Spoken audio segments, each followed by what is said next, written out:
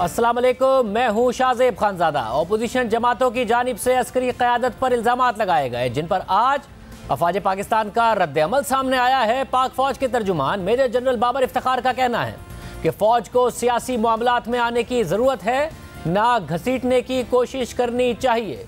किसी से कोई बैकडोर राब्ते नहीं, हमें इस मामले से दूर रखा जाए। GHQ रावलपिंडी में न्यूज़ कॉन्फ्रेंस करते हुए DGISPR ने कहा कि जिस नोयत के इल्ज़ामात लगाए जा रहे हैं उनमें कोई वजन नहीं। तो मैंने ये नहीं कहा कि तशवीश नहीं है। बात ये की गई कि फ़ौज का मोराल या कोई ऐसी चीज़, अल्हम्दुलिल्लाह फ़ौज का मोराल अपनी जगह पे कायम है और फ़ौज अपना काम कर रही है। डिस्पाइट दिस जो भी बातचीत की जा रही है वो तशवीश अपनी जगह पे है, लेकिन as I said we will stay the course. जिस नोयत के इल्ज़ामात लगाए जा रहे हैं उनका जवाब देना, उनमें कोई वज़न नहीं है। इलेक्शंस की बात की जाती है, पाकिस्तान फ़ौज को हुकूमत वक्त ने इलेक्शंस कराने का कहा। पाकिस्तान फ़ौज ने अपनी पूरी ज़िम्मेदारी और दयानतदारी के साथ वो इलेक्शंस कराए।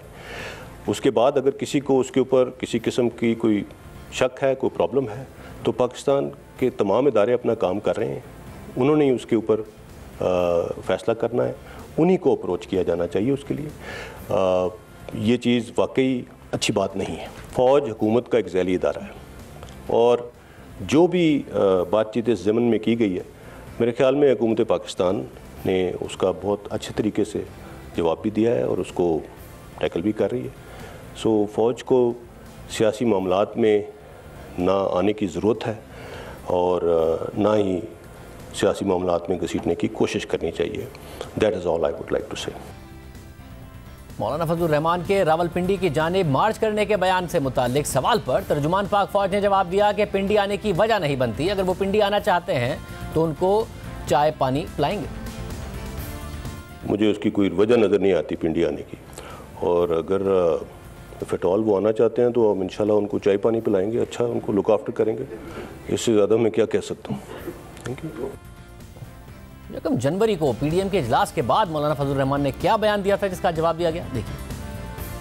हुकूमत के पास 1 महीने की मुद्दत है, उसके बाद फौरी तौर पर पाकिस्तान डेमोक्रेटिक अलायंस की क़यादत बैठकर लॉन्ग मार्च का ऐलान करेगी। इस बात का भी फैसला करेगी कि लॉन्ग मार्च इस्लामाबाद की तरफ किया जाए या लॉन्ग मार्च रावलपिंडी की तरफ किया जाए। इमरान खान एक मोहरा है और जिन्होंने उनको कौम पर मुसल्लत किया, एक झूठी हुकूमत कायम की। हम आज वाज़ेह कर देना चाहते हैं कि हम एस्टेब्लिशमेंट और फौजी क़यादत को इसका मुजरिम समझते हैं और हमारी तनकीद का रुख अब उनकी तरफ होगा, बरमला होगा, और अब उनको सोचना है कि वो पाकिस्तान की सियासत पर अपने पंजे गाड़ने का फ़ैसला करते हैं या उससे दस्तबरदार होकर अपनी आइंदी जिम्मेदारियों की तरफ जाते हैं।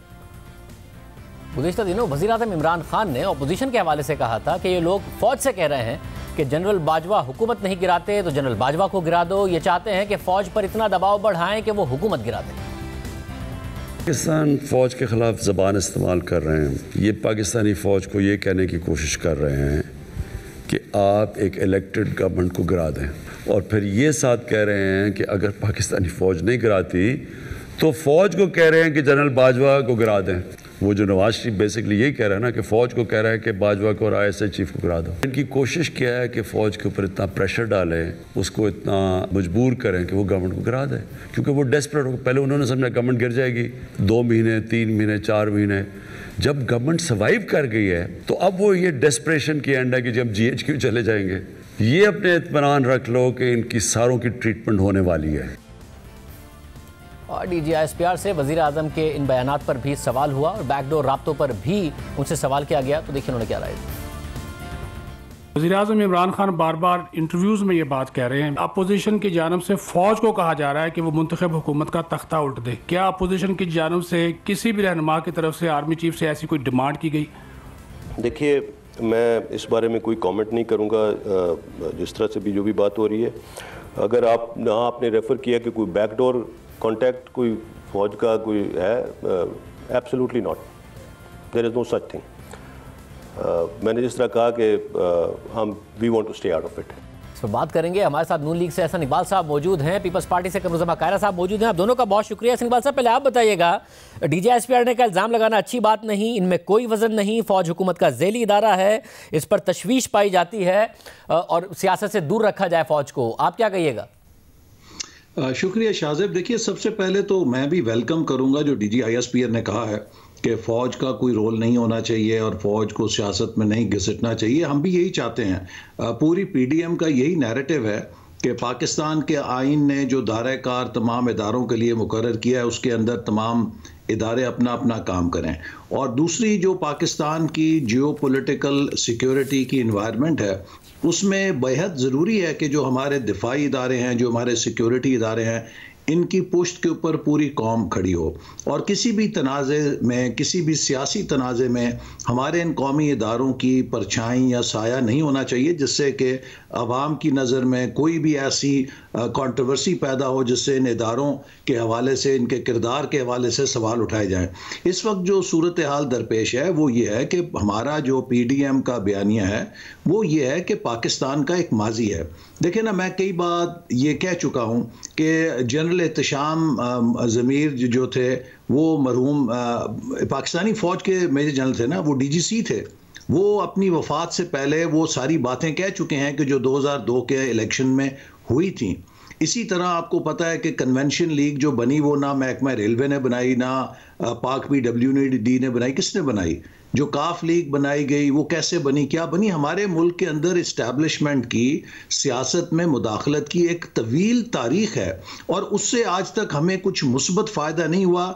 इस्टेब्लिशमेंट भी मुतनाज़े हुई है और मुल्क की सियासी ग्रोथ भी मुतासर हुई है। बल्कि आप तो वो माजी को तो नहीं डिनाई कर रहे हैं, वो तो जो मौजूदा है उस पर कह रहे हैं कि इल्ज़ामात लगाना अच्छी बात नहीं है, इनमें कोई वजन नहीं है, फ़ौज हुकूमत का ज़ेली इदारा है। आप लोग पिंडी की तरफ मार्च करने की बात कर रहे हैं। नवाज शरीफ साहब इस वक्त की जो क़यादत है उनका नाम लेकर ये सारी की सारी बातें कर रहे हैं और जिस पर वज़ीर आज़म कह रहे हैं कि आप चाहते हैं कि फ़ौज हुकूमत को गिरा दे।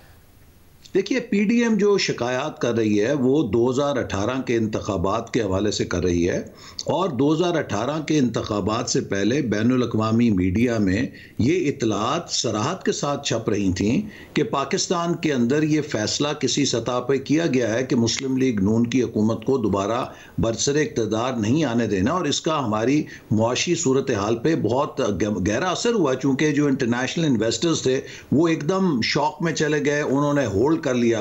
फिर देखिए, साउथ पंजाब की मैं आपको मिसाल देता हूं। आप कभी साउथ पंजाब में जाके उम्मीदवारों से मिलें जो हमारे पार्टी के MNAs थे, MPs थे, किस तरीके से उन्हें बराह रास्त बुलाया गया, उन्हें धमकाया गया। और मुझे अफसोस से कहना पड़ता है कि जब मैंने उनसे सबसे मिल के इंटरव्यूज़ लिए तो हमारे ही कौमी इदारों के वो यूनिफॉर्म्ड ऑफिसर्स थे जो उन्हें बुला के कहते थे कि आप PMLN के टिकट को छोड़ें, अगर आपने नहीं छोड़ा तो हम आपके साथ कॉन्सिक्वेंसेस का जिम्मेदार नहीं होंगे। एक पॉलिटिकल इंजीनियरिंग 2018 में की गई है, ये एक हकीकत है। इसको कोई अगर नहीं मानता तो ना कहने से ये बदल नहीं जाएगी। और हम चाहते हैं कि यही जो पाकिस्तान की तारीख के तारीख बाब है, इन्हें ख़त्म होना चाहिए। ना ये मुल्क के लिए अच्छे हैं, ना ये फ़ौज के लिए अच्छे हैं, ना ये इस्टेब्लिशमेंट के लिए अच्छे हैं। देखिए, अगर हम सब ने तारीख से ट्रुथ, सच देख के इस्लाह अहवाल नहीं की और सेल्फ डिनाइल के अंदर रह, देखिए कुछ बातें हैं जो मगर एज ऑफ नाउ क्या करे इस वक्त की क़यादत? क्या इस हुकूमत को गिरा दे तब आपकी तशफ़ी होगी कि हाँ जी अब इनकी कोई मुदाखलत नहीं है? क्या करे? वो कह रहे कि जी हम नहीं है, हमें इस मामले से अलग रखा जाए, क्या करे? आज आपको पता है कि शायद खाकान अब्बासी साहब ने भी कहा मीडिया पर कि उन्हें 3 MNAs ने कहा है कि उन्हें फ़ोन कॉल्स आई हैं कि आप इस्तीफे ना दें।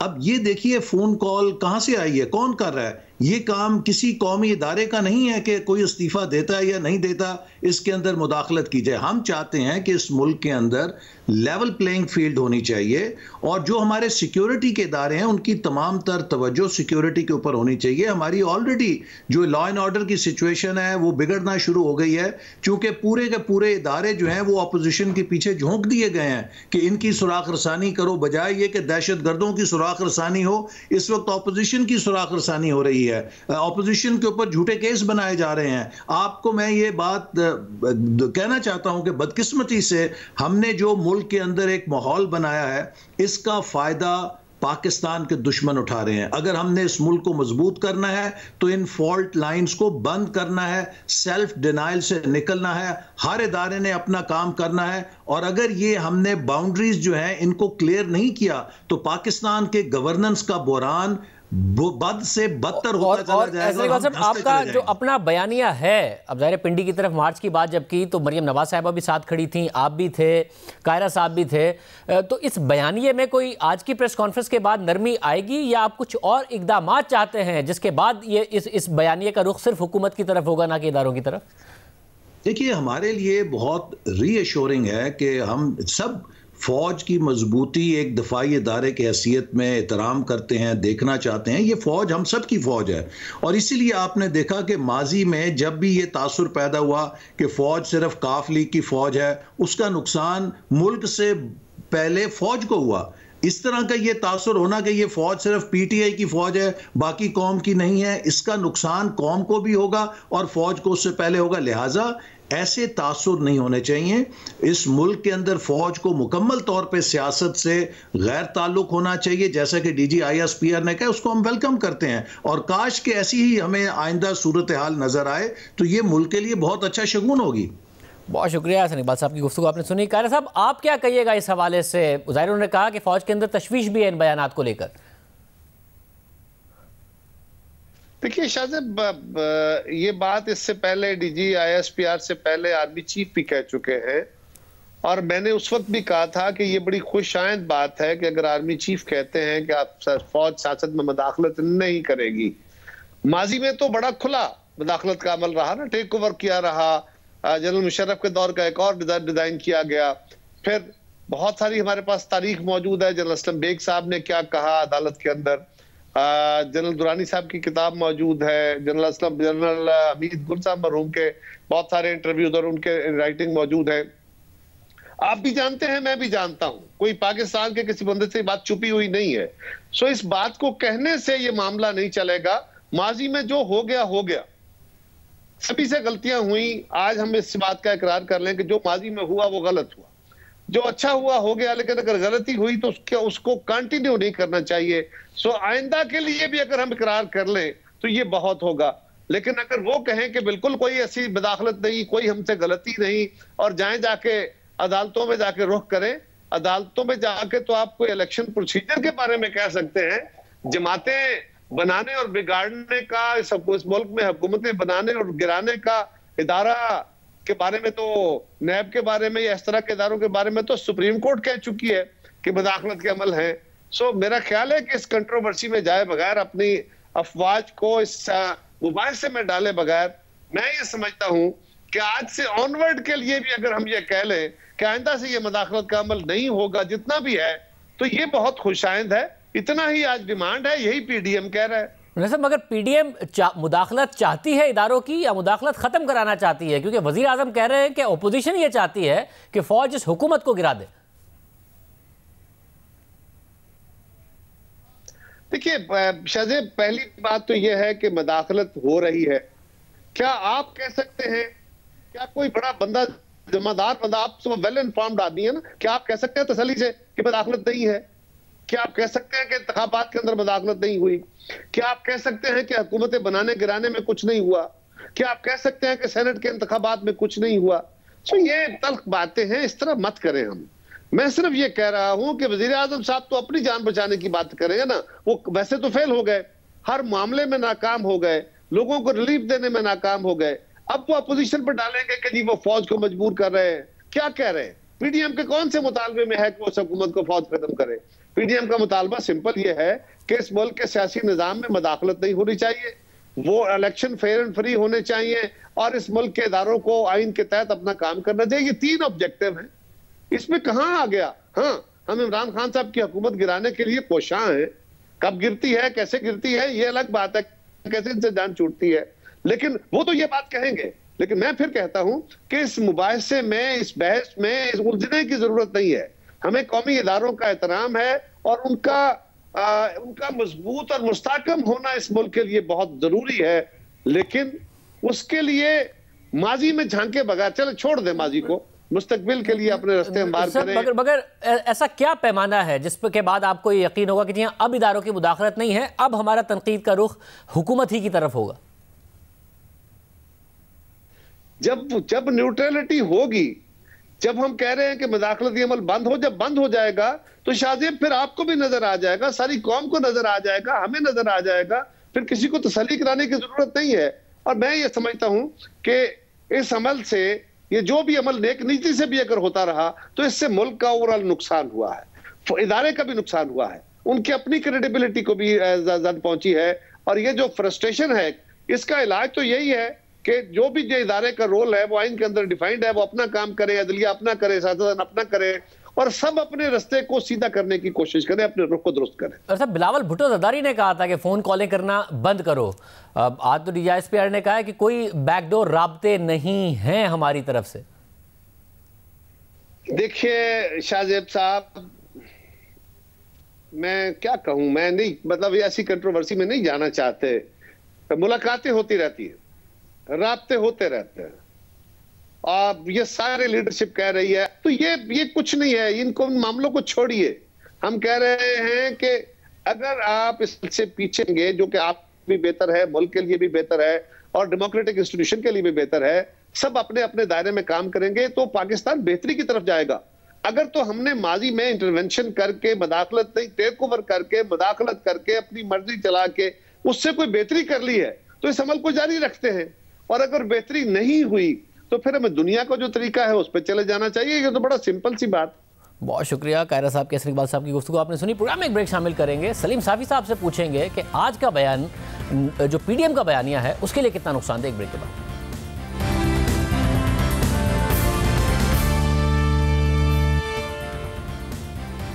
सीनियर साफी और तजियाकार सलीम साफी साहब हमारे साथ मौजूद हैं। साफी साहब बहुत शुक्रिया। साफी साहब, DGISPR का बयान आप समझते हैं PDM के लिए एक धचका है? नहीं, मेरे ख्याल में इसका तो PDM के लिए ना धचका होना चाहिए और ना PDM के लिए वो कोई खुशी और मुसर्रत का बायस होना चाहिए। एक तो ये है कि जो बात की थी मौलाना ने भी, वो एक तकरीर में तो ये नहीं कहा था उन्होंने कि हम पिंडी ही जाएंगे, बल्कि उन्होंने कहा था कि हम यानी पिंडी की तरफ भी जा सकते हैं। और कोई PDM जो भी फैसले होते हैं तो वो तो अल्टीमेटली जब तमाम जमातें मिल के करती हैं तो वही पर फैसला बन जाता है। जिस तरह मसलन मौलाना तो ख़ुद इस्तीफ़े देने के हक़ में थे, लेकिन जब पीपल्स पार्टी और मुस्लिम लीग नून उससे पीछे हट गई तो मौलाना को लामहला उनके लाइन पे आना पड़ा। तो एक तो ये है कि ये कोई PDM का फ़ैसला नहीं हुआ था। दूसरा, मेरे ख़्याल में आज तो इसमें PDM के लिए एक इत्मीनान का भी पैगाम होना चाहिए। वो यूँ कि उनका डिमांड ये है कि फ़ौज हट जाए, जो उनके बकौल के शायद इस्टेब्लिशमेंट की तरफ से मौजूदा हुकूमत की बैकिंग की जा रही है उसी तरह। तो आज उन्होंने साथ जब ये भी कह दिया है कि फ़ौज का सियासत से कोई ताल्लुक़ नहीं है और फ़ौज जो है सियासत में कोई मुदाखलत नहीं करेगी, तो अगर फ़ौज और उसके इदारे अपनी इस कमिटमेंट को निभाती है तो ये तो PDM के लिए भी एक मस्बत पैगाम है, क्योंकि PDM वालों का तो डिमांड यही है कि पिछले सालों में जो बैकिंग हुई है उस बैकिंग को ख़त्म कर दिया जाए। तो मेरे ख़्याल में तो उसमें तो आज एक ये पैगाम भी है फ़ौज की तरफ से कि भाई सियासत जाने और सियासतदान जाने और हम एक नए सफ़र का आगाज़ करते हुए जो सिक्योरिटी से रिलेटेड इश्यूज़ है उन पे कंसंट्रेट करना चाहते हैं। मगर PDM ने बार बार डिमांड की है कि हुकूमत की सपोर्ट से इदारे पीछे हटें, और वज़ीर आज़म ने कल कहा है कि फ़ौज हुकूमत को गिरा दे, ये चाहती है अपोजिशन। ऐसी सिचुएशन में जब ये कहा DGISPR ने कि फ़ौज में तशवीश है, पिंडी आने की कोई वजह नहीं समझ में आती, आएंगे तो चाय पिलाएंगे, इस हवाले से आप समझते हैं कि PDM को के लिए कोई इत्मीनान बख्श बात है ये? देखिए, वो तो उन दोनों का इमरान खान साहब ये इल्ज़ाम लगाते रहे कि देखिए ये लोग PDM वाले फ़ौज से कहते हैं कि वो उठ के मेरी हुकूमत गिरा दें, और PDM वाले ये कहते थे कि नहीं, हमने कभी जो है उनसे नहीं कहा है कि आप उठ के हुकूमत गिरा दें। लेकिन वो ये कहते थे कि जो इससे पहले माजी करीब में होने वाले वाक़यात की बुनियाद पे PDM वाले ये कहते थे कि जो सहारा है या जो सपोर्ट है या फिर इमरान खान साहब जो तासुर दे रहे हैं कि इदारे स्टेट की बजाय उनकी हुकूमत के साथ खड़े हैं, तो उनका डिमांड ये था कि वो अगर अपना सपोर्ट, मसलन मौलाना भी बार बार ये कहते रहे, नून लीग वाले भी ये कहते रहे कि भाई हमें आपस में करने दें इमरान खान साहब को और हम सियासतदानों को। तो आज तो मेरे ख्याल में कि उन्होंने ये भी वाज़े कर दिया कि जब उधर से तो ये पैगाम नहीं आया माजी की तरह कि कोई DGISPR ने ये तो नहीं कहा है कि फ़ौज इस हुकूमत के साथ खड़ी है या फ़ौज इस इमरान खान के साथ खड़ी है। उधर से तो मजमूई तौर पर पैगाम यही था कि फ़ौज का सियासत से कोई सरोकार नहीं है और फ़ौज रियासत के साथ खड़ी है और उनकी तरजीहात में बाकी मामलात हैं। तो मेरे ख़्याल में इसकी अगर वो तशरीह की जाए और फ़ौज आके जाके अमल से भी इसका सबूत दे या फ़ौज के मातहत इदारे, तो ये तो एक नए सफ़र का आगाज़ हो सकता है। और मैं भी ख़ुद हमारी भी ये ख्वाहिश है कि माजी को बुला के जो अपोजिशन का डिमांड है कि हमारे सिक्योरिटी के इदारे वो लाताल्लुक़ हो जाएं सियासत से और इमरान खान साहब जो तासुर दे रहे हैं उस तासुर के बरक्स फ़ौज अमल से भी ये सबूत दे कि हमारा कोई सियासत से ताल्लुक़ नहीं है। तो न सिर्फ ये कि ये एक नए सफ़र का आगाज़ हो सकता है और हम यानी रिक्वेस्ट तो हम दोनों से ये करते हैं कि फ़ौज भी वाकई जो आज DGISPR ने बात की है कि मनोआन उस पर अमल किया जाए और कुछ न कुछ हमें भी इस तरह इशारे मिलते हैं कि शायद हमारे सिक्योरिटी के इदारे इन चीज़ों से निकलना चाहती हैं। तो अगर वो पैगाम हो और उसकी वो तशरीह हो तो फिर तो PDM को इसको वेलकम करना चाहिए। बहुत शुक्रिया साबिर साहब की गुफ्तगू आपने सुनी। प्रोग्राम में एक ब्रेक शामिल करते हैं और आम पर बात करेंगे। हफ्ते की रात अचानक मुल्क भर में बिजली चली गई। 48 घंटे हो गए हैं मगर अभी तक वजह नहीं मालूम हो सकी है। 7 अफराद को मुअत्तिल भी कर दिया गया मगर अभी तक ब्रेकडाउन की वजह नहीं बताई गई। नेपरा ने ब्रेकडाउन का नोटिस ले लिया है और तहकीकात का ऐलान कर दिया है।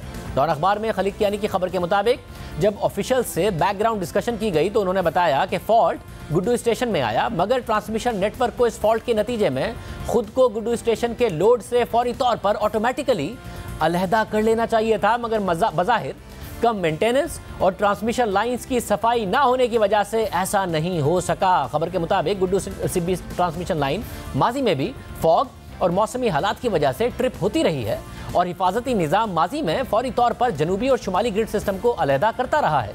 खबर के मुताबिक एक सीनियर रिटायर्ड अफसर ने बताया कि यह वाज़ेह तौर पर इस हिफाजती निज़ाम की नाकामी है। उनके मुताबिक ट्रांसमिशन लाइंस को हर साल धोया जाता है और कभी कभार फॉग को देखते हुए बार बार धोया जाता है। ऑफिसर के मुताबिक 2015 के बाद ये तीसरा वाकया है जिसका मतलब यह है कि या तो हिफाजती निज़ाम को अपग्रेड ही नहीं किया गया था या फिर मुकम्मल तौर पर अपग्रेड नहीं किया गया था। हमने प्रोग्राम में इस हवाले से बात करने के लिए वज़ीर तवानाई उमर अय्यूब को दावत दी मगर उन्होंने जवाब नहीं दिया। ये प्रोग्राम लाइव है, वो हमें अब भी ज्वाइन कर सकते हैं और अपना मौक़िफ़ दे सकते हैं मगर इस ब्रेकडाउन के बाद वो मीडिया पर आए और जिम्मेदारी फिर गुज़िश्ता हुकूमत पर डाल दी। जिस वक्त हमारी हुकूमत आई उस वक्त ट्रांसमिशन पे कोई खातिर खा काम नहीं हुआ। हमने आते साथ ही तकरीबन 49 अरब रुपए अपनी ट्रांसमिशन सिस्टम पे लगाए हैं जिसकी वजह से तकरीबन 4-4,500 मेगावाट हम लोग सिस्टम में निकाल सकते हैं। पहले मुस्लिम लीग नून की जिस वक्त हुकूमत थी 18-18,500 मेगावाट से ज़्यादा वो तरसील नहीं कर सकते थे। हमने इसको तकरीबन 23-24,000 मेगावाट तक हम लोग इसको पिछली गर्मियों में लेके गए हैं। यहाँ 2 दावे किए हैं। उमर अय्यूब के पहले दावे के लिए नेपरा की रिपोर्ट से हकाइक आपके सामने रखते हैं। नेपरा की साल 2020 की स्टेट ऑफ इंडस्ट्री रिपोर्ट के मुताबिक साल 2018-19 यानी हुकूमत के पहले साल में NTDC के सिस्टम में 47.4 अरब रुपए की सरमायाकारी हुई है मगर गुज़िश्ता हुकूमत के आखिरी 2 सालों में यानी 2016-17 में 44.1 अरब रुपए और 2017-18 में 42.3 अरब रुपए की सरमायाकारी हुई थी। मगर उमर अय्यूब साहब ने कह दिया कि गुज़िश्ता हुकूमत ने ट्रांसमिशन और डिस्ट्रीब्यूशन में कोई सरमायाकारी ही नहीं की थी, हमने आते ही की है। साथ ही उन्होंने दावा कर दिया कि नून लीग तो सिस्टम से 18 से 18,500 मेगावाट बिजली निकाल सकती थी मगर हम 23 से 24,000 मेगावाट तक ले गए। जबकि 29 जुलाई 2020 को वफाकी वजीर असद उमर ने ट्वीट किया और बताया कि 23,116 मेगावाट बिजली की तरसील करके एक नया रिकॉर्ड बनाया गया है। हालांकि तहरीक इंसाफ की हुकूमत आने से पहले जुलाई 2018 में 20,811 मेगावाट बिजली की तरसील हुई थी।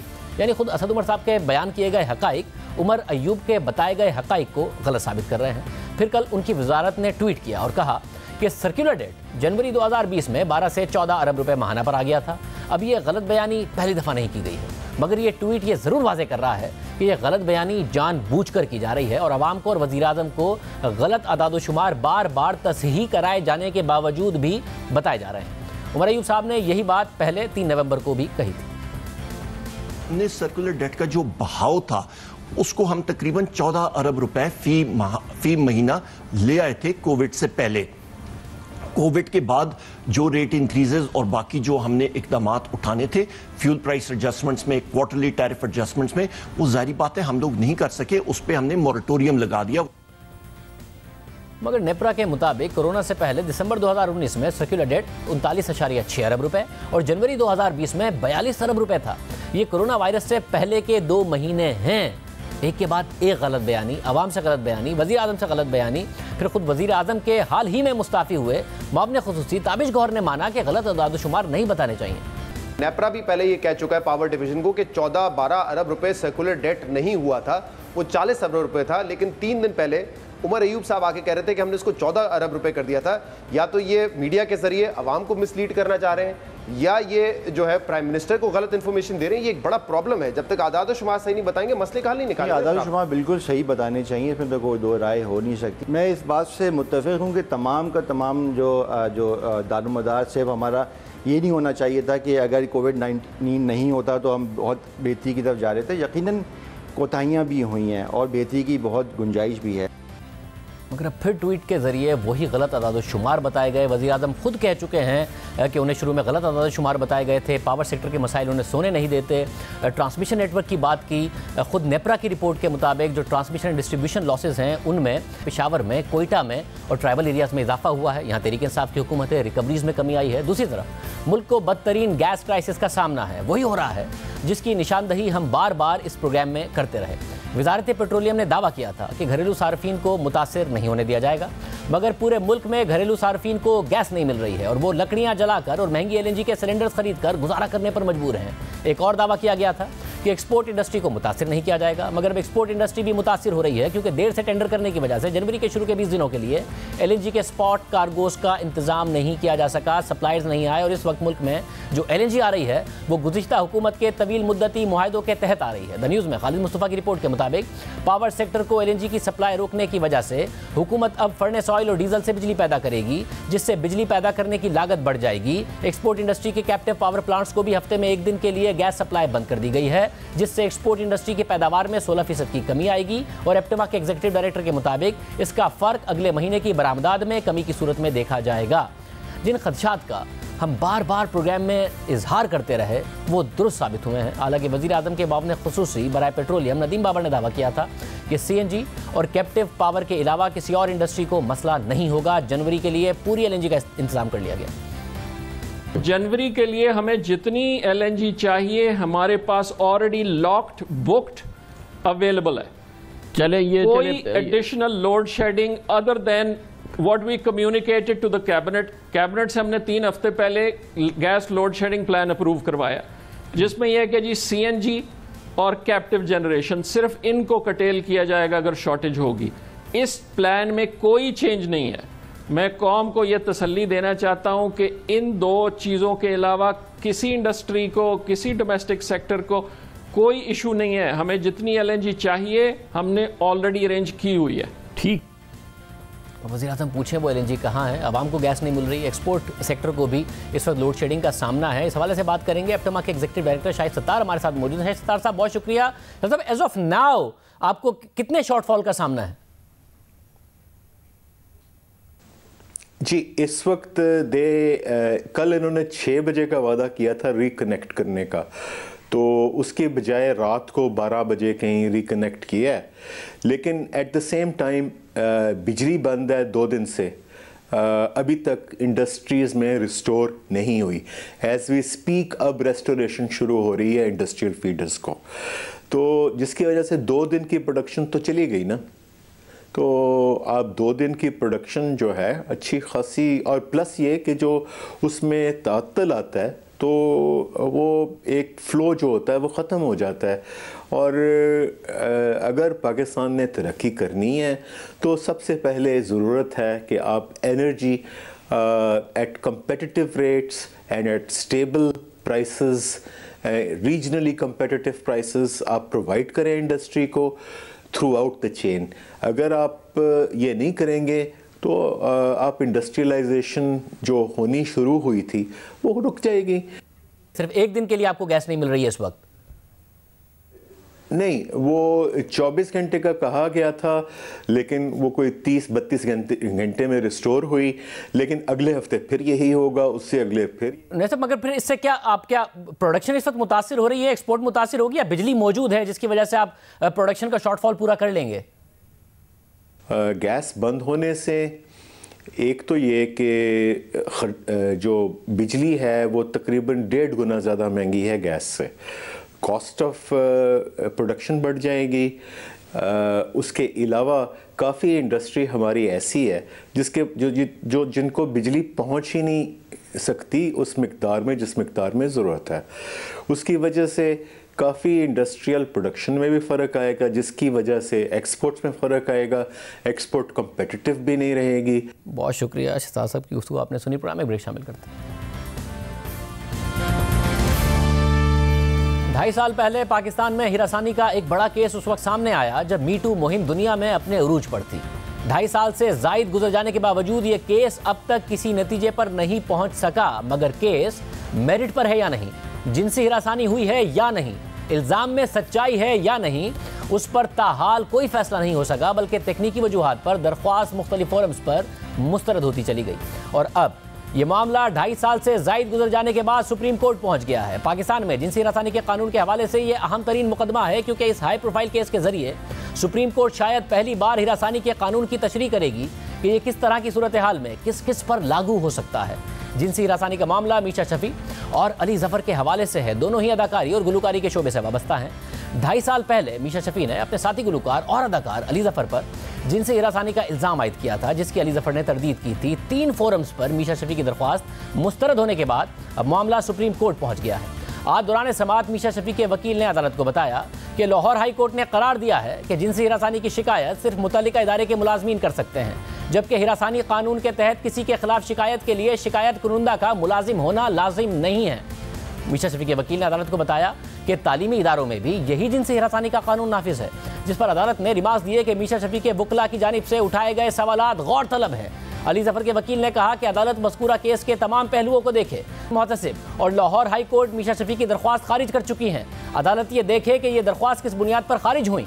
इस पर जस्टिस मुशीर आलम ने रिमार्क्स दिए कि हम केस का फैसला नहीं कर रहे, सिर्फ कानूनी नकात की वजाहत के लिए नोटिस जारी कर रहे हैं। जो नकात उठाए गए उनका जायजा लेना जरूरी है। अदालत ने अली जफर के वकला को तहरीरी जवाब जमा करवाने की हिदायत करते हुए मीशा शफी के केस को सुप्रीम कोर्ट में पहले से ज़ेर समाअत जिनसी हिरासानी के एक अज़खुद नोटिस केस में जम कर दिया और मज़कूरा केस की समाअत गैर मुय्यना मुद्दत तक मुलतवी कर दी।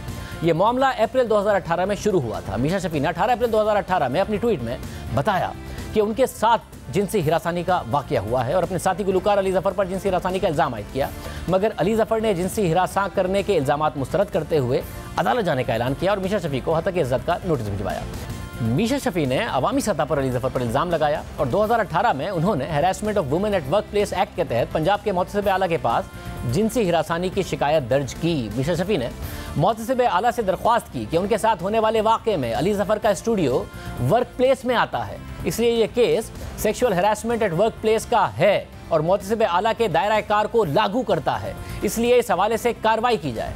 मीशा शफी ने यह शिकायत 30 अप्रैल 2018 को की और मोहतसिब आला ने 3 मई 2018 को इस हवाले से फैसला जारी किया कि मीशा शफी की शिकायत harassment at work place act में नहीं आती, क्योंकि इस केस में उनकी हैसियत एक मुलाजिम की नहीं। मोहतसिब आला ने इस हवाले से दलील देते हुए कहा कि ऑर्गेनाइजर्स और मीशा शफी के दरमियान जो मुआहदा हुआ है उसमें लिखा है कि इस मुआहदे को पार्टनरशिप या एम्प्लॉयमेंट रिलेशनशिप कायम करने के तौर पर ना लिया जाए। इसकी बुनियाद पर मोहतसिब आला ने मीशा शफी की दरख्वास्त मुस्तरद कर दी, जिसके बाद मीशा शफी ने इस फैसले के खिलाफ गवर्नर पंजाब से रुजू किया और अपील की कि मुआहदे की इस शिक को जवाज बनाकर उन्हें harassment against women at work place की तारीफ से नहीं हटाया जा सकता, इस फैसले को मुस्तरद किया जाए। फिर गवर्नर पंजाब ने 11 जुलाई 2018 को इस हवाले से अपना फैसला जारी किया और कहा कि अली जफर ने अपने जवाब में मौक़िफ़ अख्तियार किया है कि ना मीशा शफी एक मुलाजिम थी ना ही मुझे इस एक्ट के तहत मुलजिम के तौर पर लिया जा सकता है। इस मामले में कोई एम्प्लॉई एम्प्लॉयर का ताल्लुक ही नहीं जिसके जरिए इस एक्ट के तहत कार्रवाई बनती हो। मुहतसिब आला ने शिकायत को मुस्तरद करके दुरुस्त किया है, जिसके बाद गवर्नर पंजाब ने अपना फैसला सुनाते हुए कहा कि मीशा शफी और ऑर्गेनाइजर्स के दरमियान जो मुआहदा हुआ, इस मुआहदे में लिखा है कि इसे पार्टनरशिप या मुलाजमत के ताल्लुक के तौर पर ना समझा जाए और ऐसी कोई चीज़ सामने नहीं आई है जिससे इस एक्ट के तहत अली जफर को एक एम्प्लॉई, एम्प्लॉयर, ओनर या मुलजिम के तौर पर लिया जा सकता हो। इसलिए मुहतसिब आला का फैसला बरकरार रखा जाता है। जिसके बाद मीशा शफी ने गवर्नर पंजाब के फैसले के हवाले से लाहौर हाई कोर्ट से रुजू किया और उसे मुस्तरद करने की दरख्वास्त की, लेकिन लाहौर हाई कोर्ट ने मीशा शफी की दरख्वास्त मुस्तरद कर दी और अपने फैसले के आगाज़ में कहा कि इस केस का ताल्लुक इस बात से है कि मुहतसिब आला के सामने मीशा शफी की दरख्वास्त काबिल समात है या नहीं। इसका ताल्लुक मेरिट्स पर फाइंडिंग देकर वापस करना नहीं है, क्योंकि मुतल्लिका फोरम के लिए वो स्टेज आई ही नहीं है। इस वक्त सवाल यह है कि क्या मीशा शफी ऑर्गेनाइजेशन की मुलाजिम थी या नहीं, और क्या उनके पास एक मुलाजिम की हैसियत से इख्तियार था कि वो शिकायत को लेकर मुहतसिब आला के पास जाएं। अदालत ने मुख्तलिफ ग्राउंड्स का जायजा लेकर करार दिया कि मीशा शफी मुलाजिम नहीं और इस अदालत का उन्हें मुलाजिम करार देना कानून का मजाक होगा, जिसके बाद अदालत ने मीशा शफी की दरख्वास्त मुस्तरद कर दी। अब अहम बात यह है कि जहां तक मीशा शफी के केस का ताल्लुक है कि उन्हें जिनसी तौर पर हिरासां किया गया है या नहीं, इस शिकायत के मेरिट पर आज तक बहस नहीं हुई। हिरासानी के कानून की तारीफ और इस तारीफ में मीशा शफी के एक मुलाजिम के तौर पर हैसियत को लेकर मीशा शफी का केस 3 फोरम्स पर मुस्तरद हुआ है और अब मीशा शफी ने सुप्रीम कोर्ट से रुजू किया है, कानूनी सवालात उठाए हैं। सुप्रीम कोर्ट ने दरख्वास्त काबिल समात करार दे दी है। देखना होगा कि सुप्रीम कोर्ट इस मामले पर क्या फैसला देती है। पाकिस्तान में जिनसी हिरासानी के कानून के हवाले से ये अहम तरीन मुकदमा है, क्योंकि इस हाई प्रोफाइल केस के जरिए सुप्रीम कोर्ट शायद पहली बार हिरासानी के कानून की तशरीह करेगी कि ये किस तरह की सूरत हाल में किस किस पर लागू हो सकता है। इजाज़त दीजिए, अल्लाह।